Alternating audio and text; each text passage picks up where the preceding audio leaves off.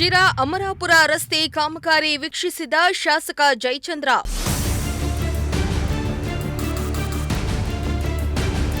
ಶೀಘ್ರವೇ ರಸ್ತೆ ಕಾಮಗಾರಿ ಮುಗಿಸುವಂತೆ ಅಧಿಕಾರಿಗಳಿಗೆ ಸೂಚನೆ.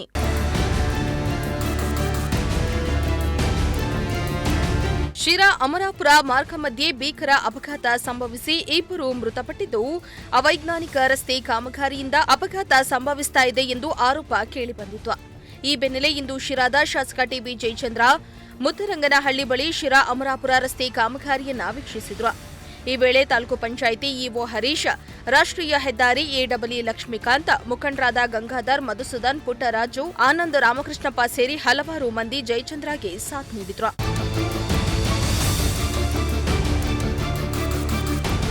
ಶಿರಾ ಅಮರಾಪುರ ರಸ್ತೆ ಕಾಮಗಾರಿಯನ್ನ ತ್ವರಿತವಾಗಿ ಮುಗಿಸುವಂತೆ ಅಧಿಕಾರಿಗಳಿಗೆ ಜಯಚಂದ್ರ ತಿಳಿಸಿದ್ರು.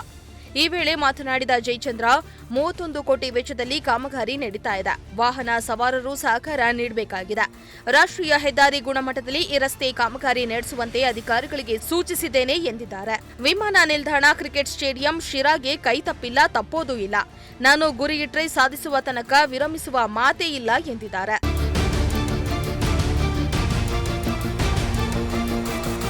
ಶ್ರೀಮಂತ ಪ್ರಜಾಶಕ್ತಿ ಟಿವಿ, ಶಿರಾ.